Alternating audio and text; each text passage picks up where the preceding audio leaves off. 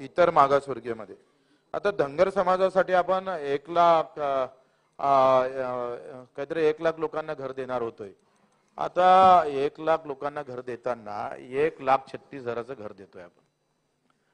मला वाटतं आत्राम साहेब तुम्ही ग्रामीण भागातून येता, एक भिंत तरी होते का 1,36,000 मध्ये? तालिका अध्यक्ष सांगा बरं. तुमची खुर्ची 2-3 लाखाची आहे, तुम्ही ज्या चेअरवर बसले ते. म्हणजे मला हे समजत नाही काय तुमचं डोकं ध्यानावर आहे का नाही आहे? म्हणजे तुमच्या डोक्यात काय भुसा भरलाय का सरकारच्या म्हणतोय. मला एक सांगा का 1.25 लाखात घर कसं होतं? 1,36,000 घर होते का गुलाबराव? मग का बोलत नाही तुम्ही? अंगणवाडीची इमारत 11.5 लाख रुपये आणि घराला हे बदलायला पाहिजे सावे साहेब. अहो तुम्ही एक सांगा 1,36,000 घर जर कोणी बांधून देईन ना, मुच्छीन दाढी काढून टाकतोय कोणी असन तर सांगा मला. हो सिंगणे साहेब, मग तुम्ही बोलत का नाही ते सांगा.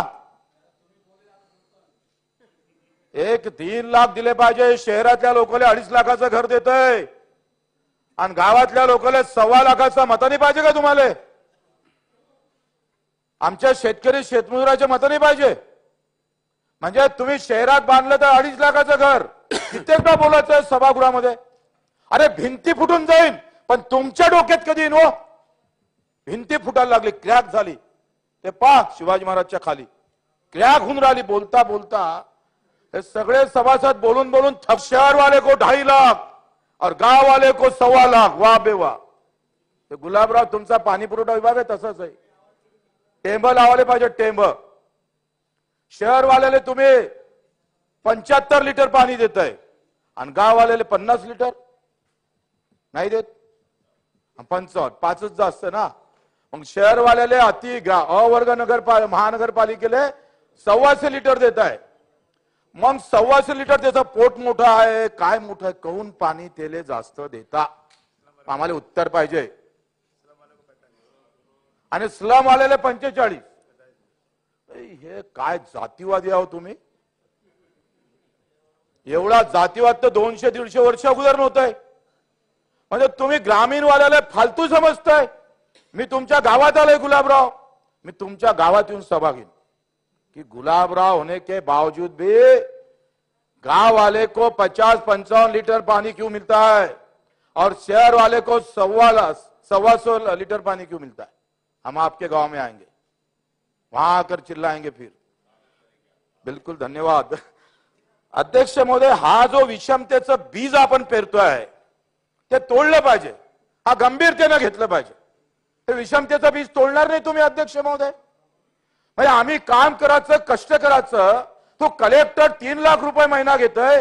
काय ताकद आहो? कोणता कलेक्टर चांगलं काम करतोय?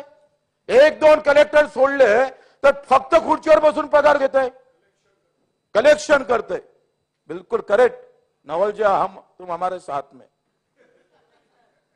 आता तुम्ही म्हणता स्किल आहे. स्किल आमच्यात नाही का? आमचा शेतकरी 4 बैल घेऊन तास सरळ काढतं. 4 बैला सोबत घेऊन 2 बोटावर जर बी टाकायचं म्हटलं ना अध्यक्ष महोदय, 2 बोटावर बी टाकतंय. स्किल नाहीये.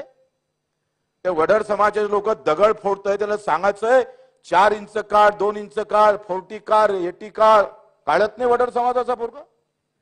स्किल वर पैसे कुठे है अध्यक्ष महोदय? लूट हो रही है हिंदुस्तान के अंदर. कोई बोल नहीं पा रहा इसमें.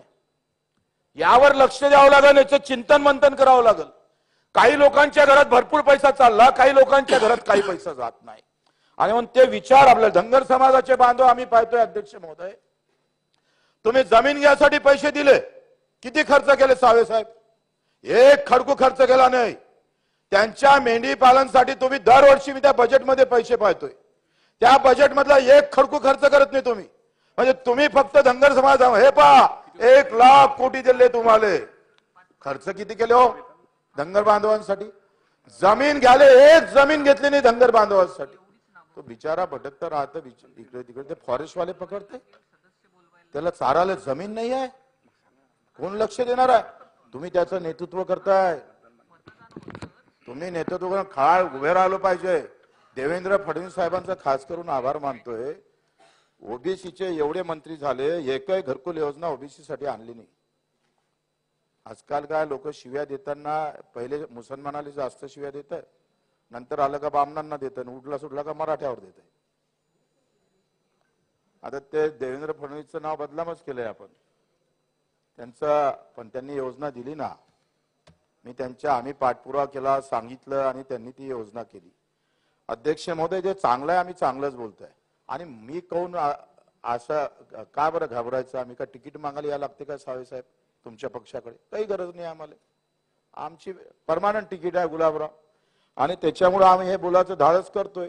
मागून आमचे आमदार म्हणत मी नाव नाही सांगत, असंच बोलत जा म्हणे, तुमचं बरं आहे म्हणजे तुम्हाला काही आम्हाला बोलता नाही येत म्हणे. मी म्हटलं मला सांगायचं ना, तुम्हाला जे बोलता येत नाही ते मी बोलत जाईल.